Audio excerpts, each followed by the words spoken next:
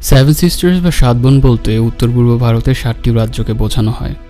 এই রাজ্যগুলো তাদের ভৌগোলিক, ঐতিহাসিক এবং সাংস্কৃতিক সাদৃশ্যের কারণে এই নামে পরিচিত। ইনফোসেলের আজকের ভিডিওতে আমরা জানব সেভেন সিস্টার্স কী, এর প্রাকৃতিক বৈশিষ্ট্য এবং এর ভৌগোলিক, অর্থনৈতিক ও রাজনৈতিক গুরুত্ব। আমাদের চ্যানেলটিতে আপনি নতুন হলে অবশ্যই সাবস্ক্রাইব করে এবং বেল আইকনে ক্লিক করে পাশে থাকবেন।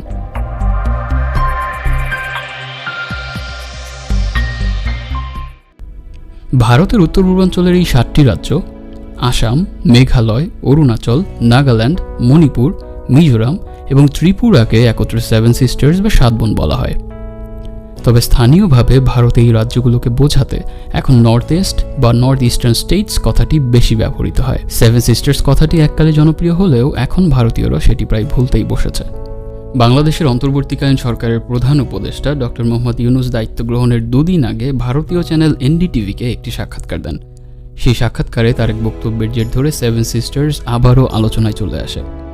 সেভেন সিস্টার্স নামটি সর্বপ্রথম ব্যবহার করেন ত্রিপুরার সাংবাদিক জ্যোতি প্রসাদ সাইকিয়া। 1972 সালে একটি রেডিও টক শোতে সাইকিয়া এই 7টি রাজ্যকে এক সূত্রে বলার জন্য এই টার্মটি ব্যবহার করেন। ভারতের মোট আয়তনের 4% জুড়ে অবস্থিত সেভেন সিস্টার্স রাজ্যগুলোর মোট আয়তন 2,62,230 বর্গ কিলোমিটার। ভূরাজনৈতিকভাবে এদের অবস্থান, প্রাকৃতিক সম্পদ এবং বৈচিত্র্যময় সামাজিক কাঠামোর কারণে সারা বিশ্বের অতুলনীয়। তবে এই রাজ্যগুলো ঐতিহাসিকভাবে আজকের ভারতের অন্তর্ভুক্ত ছিল না, কারণ আর্যরা পুরো ভারত দখল করলেও উত্তর পূর্বাঞ্চলীয় এই রাজ্যগুলোতে আসতে পারেনি। সেভেন সিস্টার্সের রাজ্যগুলোর রয়েছে নৈসর্গিক সৌন্দর্যমণ্ডিত ভূখণ্ড, বৈচিত্র্যময় উদ্ভিদ এবং প্রাণী জগৎ, যা ভারতের পর্যটন শিল্পে এক অনন্য সংযোজন। সেভেন সিস্টার্স রাজ্যগুলোর প্রবেশদ্বার আসাম। ঘন সবুজ বন, উর্বর সমভূমি, বিশালাকায় ব্রহ্মপুত্র নদ, উঁচু নিচু পাহাড়ি এলাকা, নয়নাভিরাম চা বাগান এবং বৈচিত্র্যময় উদ্ভিদ ও প্রাণীকুল দ্বারা সমৃদ্ধ এই রাজ্যটি। বিলুপ্তপ্রায় এক শিঙের গন্ডার দেখতে পাওয়া যায় এই রাজ্যে। ভারতের 21তম রাজ্য মেঘালয়। গারো পাহাড়, খাসি পাহাড় এবং জয়ন্তিয়া পাহাড়ের সমন্বয়ে গড়ে ওঠে এই রাজ্যটি। 1970 সালে আসামের 2টি জেলা থেকে বিচ্ছিন্ন হয়ে মেঘালয়ের জন্ম হয়। প্রাকৃতিক সৌন্দর্যের কারণে মেঘালয়কে বলা হয় প্রাচ্যের স্কটল্যান্ড। সেভেন সিস্টার্সের সবচেয়ে বড় রাজ্য অরুণাচল প্রদেশ। এর আয়তন 83,743 বর্গ কিলোমিটার। এখানকার বেশিরভাগ অঞ্চল পর্বত বেষ্টিত।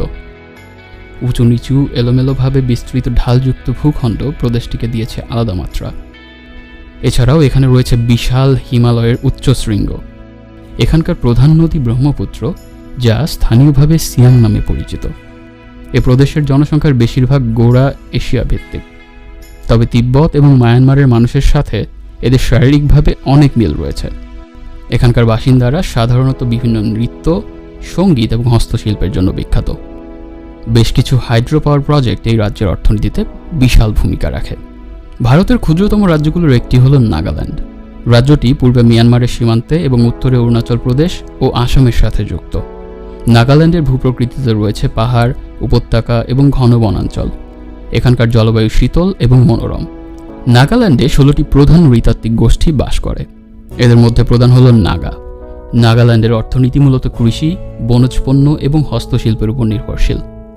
এখানে বন্য পশু পাখি এবং প্রাণীদের জন্য রয়েছে ফকিম, ইনটাকি ও পুলি ব্যাজ অভয়ারণ্য। উত্তর ও দক্ষিণ লুসাই পার্বত্য জেলাগুলোর সমন্বয়ে গঠিত ভারতের 23তম রাজ্য মিজোরাম। পূর্বে মিয়ানমার, দক্ষিণে এবং পশ্চিমে বাংলাদেশ এবং উত্তরে ত্রিপুরা, আসাম এবং মণিপুরের সাথে সীমানা রয়েছে এই রাজ্যে। মিজোরামের ভূপ্রকৃতিতে পাহাড়, উপত্যকা এবং নদী রয়েছে।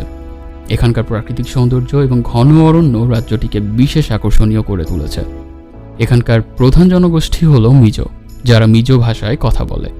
নৃত্য এবং গান এদের জীবনের অবিচ্ছেদ্য অংশ।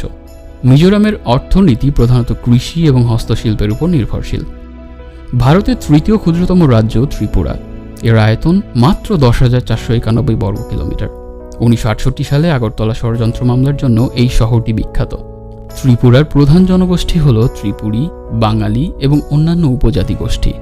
বিভিন্ন জনগোষ্ঠীর অবস্থানের ফলে এখানকার সংস্কৃতিতেও রয়েছে বৈচিত্র্য। এই রাজ্যের অর্থনীতি মূলত কৃষি, বনজ পণ্য এবং চা শিল্পের উপর নির্ভরশীল। মণিপুর পূর্ব দিকে মিয়ানমারের সীমান্তবর্তী এবং পশ্চিমে আসামের সাথে যুক্ত। মণিপুরের ভূমি পাহাড়, উপত্যকা এবং হ্রদ নিয়ে গঠিত। এখানে রয়েছে লোকটাক হ্রদ, যা উত্তর পূর্ব ভারতের সবচেয়ে বড় হ্রদ। মণিপুরের প্রধান জনগোষ্ঠী হল মেইতি। এছাড়া নাগা, কুকি এবং অন্যান্য উপজাতি গোষ্ঠীর মানুষও এখানে বাস করে। মণিপুরের অর্থনীতি কৃষি, বোনা কাপড় এবং হস্তশিল্পের উপর নির্ভরশীল। 1947 সালে দেশভাগের পরপরই নাগাল্যান্ড আলাদা রাষ্ট্র হিসেবে স্বীকৃতি পেতে স্বাধীনতা আন্দোলন শুরু করে। 1950 সালে এজেড ফিজোর নেতৃত্বে নাগা ন্যাশনাল কাউন্সিল তাদের স্বাধীনতা সংগ্রাম শুরু করে। সেই থেকে সার্বভৌম নাগালিম বা গ্রেটার নাগাল্যান্ডের দাবিতে নাগাদের জাতীয়তাবাদী আন্দোলন আজও চলছে। একইভাবে বিগত 50 বছরে বিভিন্ন সময়ে মণিপুরে কুকিরা, আসামে আলফা, মিজোরামে এমএনএফ এবং ত্রিপুরা ও মেঘালয়ে বিভিন্ন উপজাতীয় গোষ্ঠী ভারত ও ভারতীয় রাষ্ট্রের বিরুদ্ধে নানা দাবিতে অস্ত্র ধরেছে। এসব আন্দোলন সামাল দিতে ভারত সেভেন সিস্টার্স তথা উত্তর পূর্ব ভারতের একটি বিস্তীর্ণ অংশে গত কয়েক দশক ধরে সেনা মোতায়েন করে রেখেছে।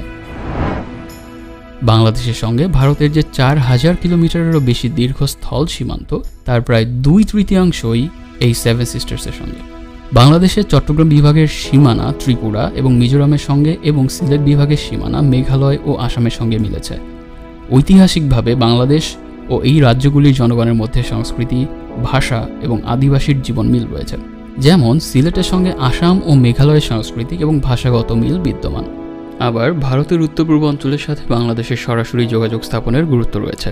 এই রাজ্যগুলির জন্য বাংলাদেশ একটি ভূকৌশলগত প্রবেশদ্বার হিসেবে বিবেচিত হয়, কারণ তারা এই অঞ্চলের বাণিজ্য এবং যোগাযোগের জন্য বাংলাদেশের উপর নির্ভরশীল।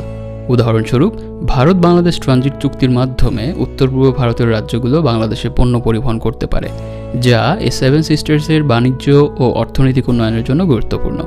ক্ষমতায় থাকাকালীন আওয়ামী লীগ সরকার বিভিন্ন সময়ে ভারতকে নানা ধরনের সুবিধা দিয়েছে। তারা চট্টগ্রাম ও মংলা সমুদ্র বন্দর ভারতকে ব্যবহার করার সুযোগ করে দেয়, যা ছিল সেভেন সিস্টার্সের জন্য এক অনন্য উপহার। এই দুইটি বন্দর ব্যবহারের সুযোগ স্থলবেষ্টিত সেভেন সিস্টার্সকে সামুদ্রিক বাণিজ্যের এক নতুন দিগন্ত খুলে দেয়। সেই সাথে ভারতের মূল ভূখণ্ডের সঙ্গে এই অঞ্চলের দূরত্বও অনেক কমিয়ে দেয়।